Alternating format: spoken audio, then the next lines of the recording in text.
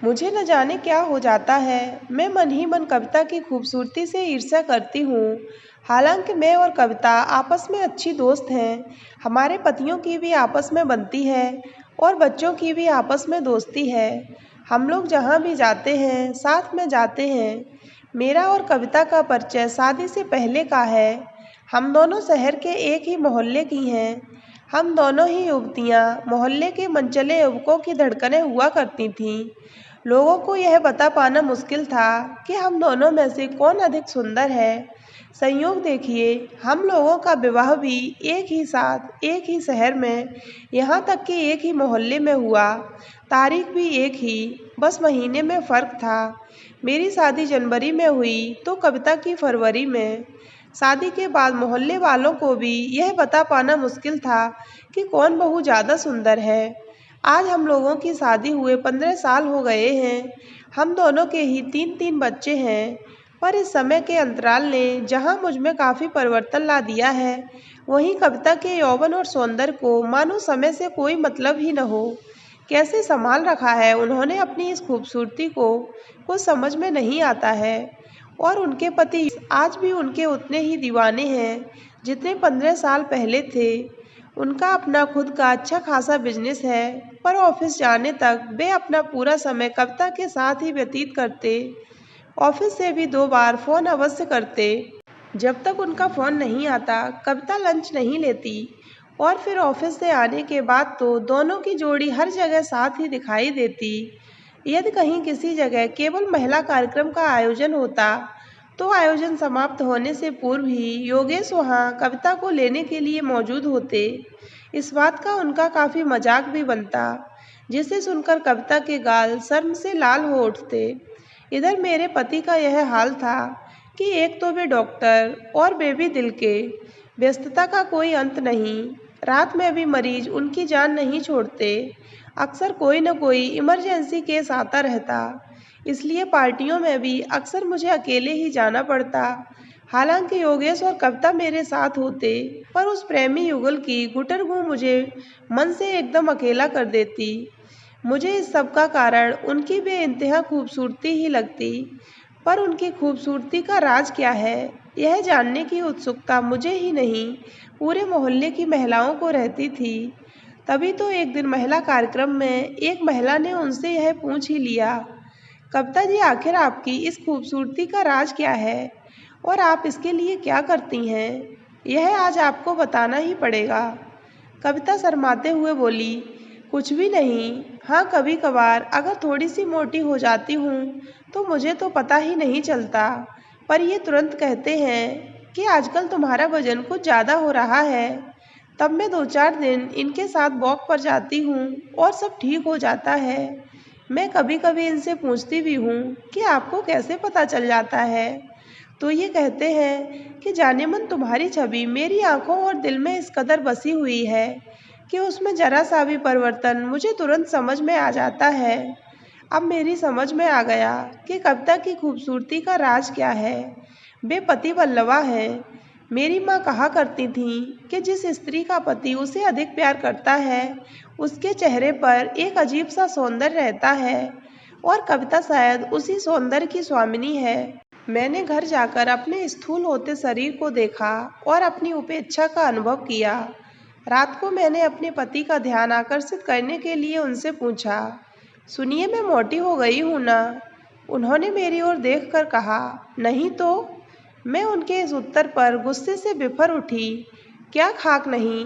पता है इन 15 सालों में मेरा वजन 5 किलो बढ़ गया है, पर आपको क्या?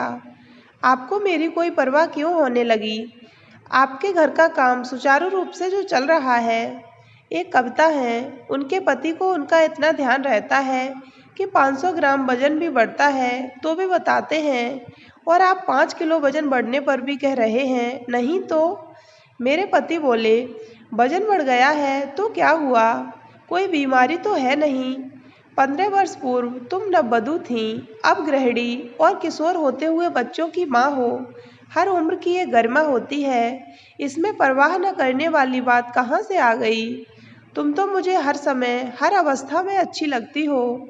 मैं अपने पति की इस बात पर चुप तो हो गई, पर मेरे मन में यह बात घर कर गई कि कविता पति वल्लभा है और इसका उदाहरण मुझे समय समय पर मिलता रहता।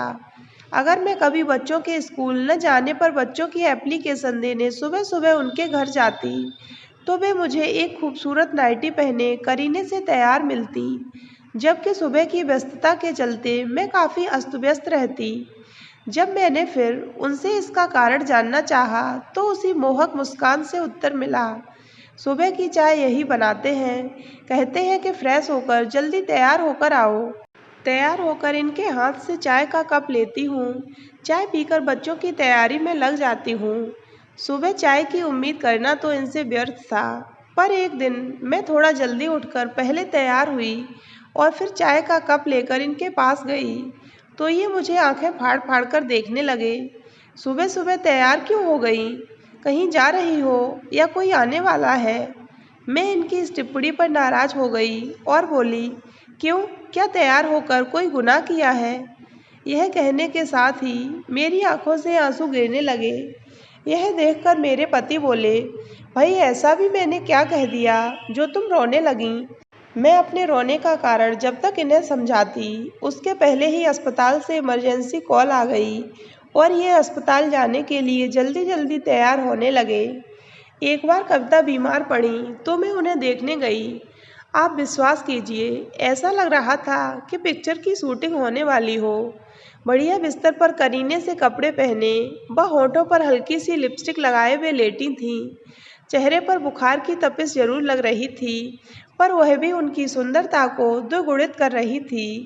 मुझसे नहीं रहा गया तो मैंने पूछ ही लिया, आप बीमारी में भी तैयार रहती हैं? इसका उत्तर मुझे उनसे उनके चिर परिचित अंदाज में ही मिला। ये कहते हैं, तुम्हारा उतरा चेहरा मुझे अच्छा नहीं लगता है, इसीलिए मुझे तैयार रहना पड़ता है।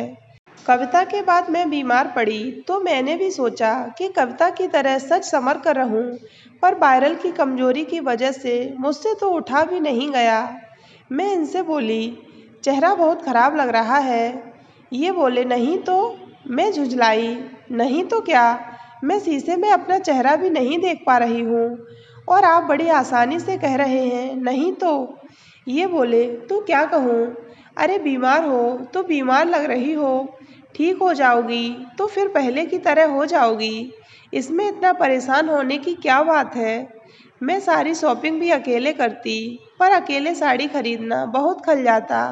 लगता कोई तो बताने वाला हो कि मुझ पर क्या अच्छा लग रहा है क्या बुरा, पर इनके पास समय कहाँ। एक दिन मैंने कविता से अपनी परेशानी बताई तो वे बोली, कल हम दोनों जा रहे हैं, आप भी हमारे साथ चलिएगा।